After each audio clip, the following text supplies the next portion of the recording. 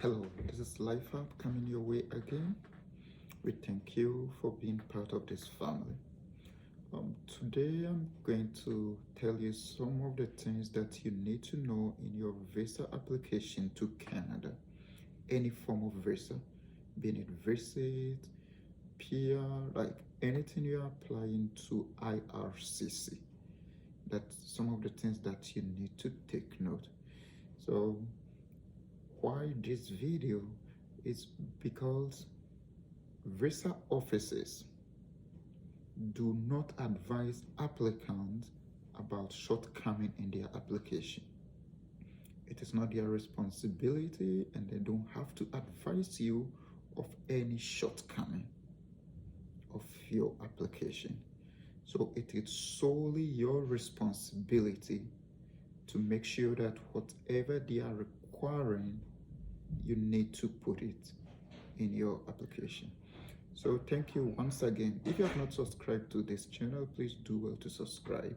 We have a lot of videos that helps you on how to move to Canada or United States as a student or as a worker.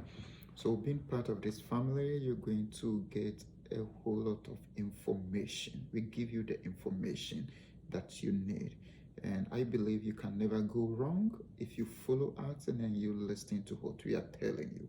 You get our information, you read more about it, you assess it, and then you make your own decision. So I'm saying this based on a recent court ruling that an applicant took IRCC to court, and then what the Federal Court of Canada said was that IRCC officers are not responsible for advising you.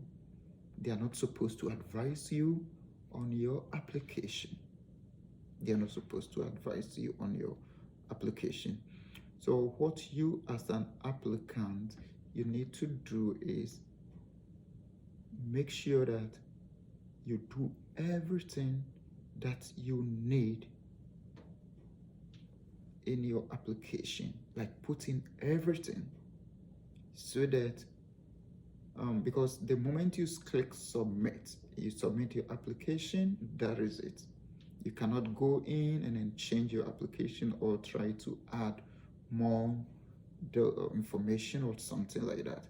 The only time IRCC will contact you is when they need clarification of something, or they are in doubt of something that you sent to them that they don't believe that it is genuine. Then they are going to reach out to you to prove that it is genuine. But if it is not that, if they believe in everything that you sent, but it doesn't meet the requirement of the visa that you are requesting, they don't advise you on it. They don't call you to ask you, why did you do this? Or can you bring any other thing to support what you said? No, they make a final decision. So let me tell you this case. So this was an Iranian who wanted to get a work permit in Canada, and then he was coming using the International Mobility Program, and then he was actually coming to open like a job in Canada here, and then he was refused the visa, and then he took the case to court, and then the court ruled against him that the officer did the right thing. So what happened was, in his application, I want to get the figures right. He stated that he was using 136,600 Canadian dollars to start his his business. That is the money he's using to start his business. And then the bank statement that he presented was 150,000. So meaning at least he have a little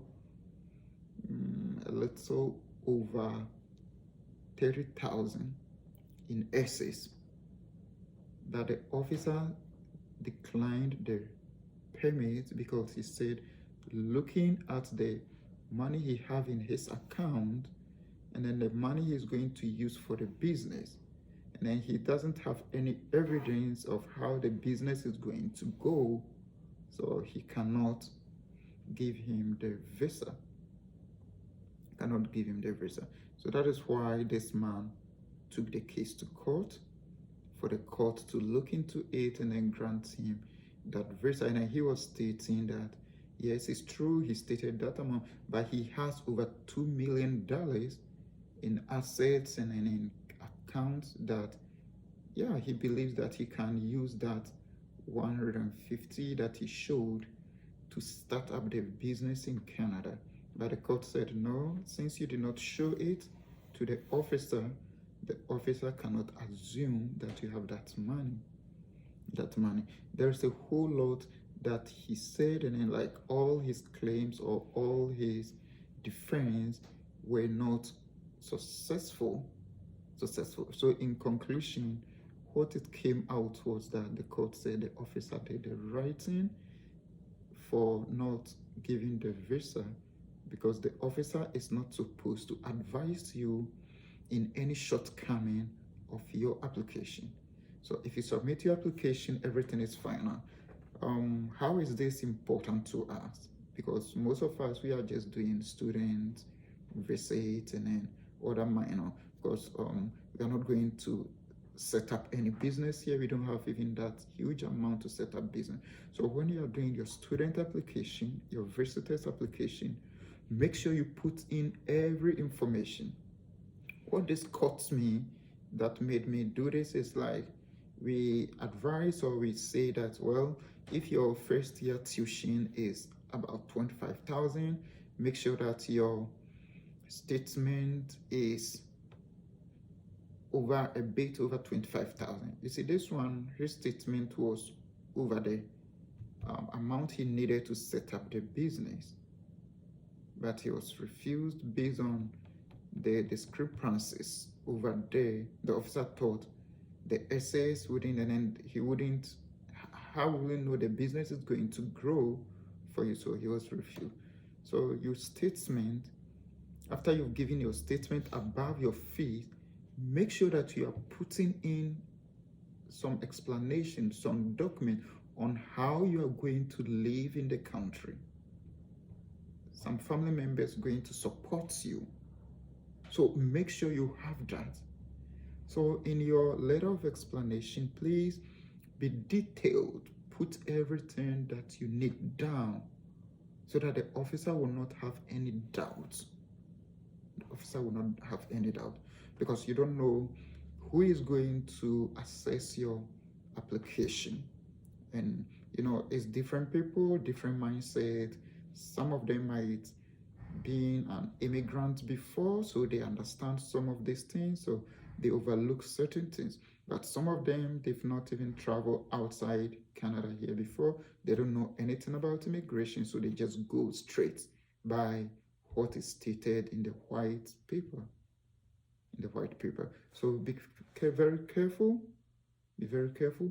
Be very explain in details everything that you need to know, and then make sure that the checklist that they give you, the checklist, because that is where they make sure that if you don't provide everything in the checklist in detail as they expect it, then the officer is not going to ask you, why didn't you state this? Why did you bring this instead of this? Because we asked for this, without any explanation. The officer will just deny you. And then even he took it to the court, and then the court also denied him of everything that he needed. So this is a very short video for you. Be very vigilant in your application. Make sure you're putting in every details before you submit, because you don't have any other chance to change any other thing that you sent in. And then if you are denied, that is it. You have to reapply, or you have to go to court to seek re-decision. Yeah, you can send for them to like re-evaluate your application, but I tell you, you don't have to even do that, because it's possible, but they will not even respond to you. And even if they respond to you, it will take time. And what will be the outcome? You made a mistake the first way. So this is just a short advice. Please do well to share this content to others who need it, and subscribe, like if you have not subscribed to this yet. 2024, we are going to do more. So make sure you are part of this journey so that you don't miss any other thing. Thank you. See you next time. Bye.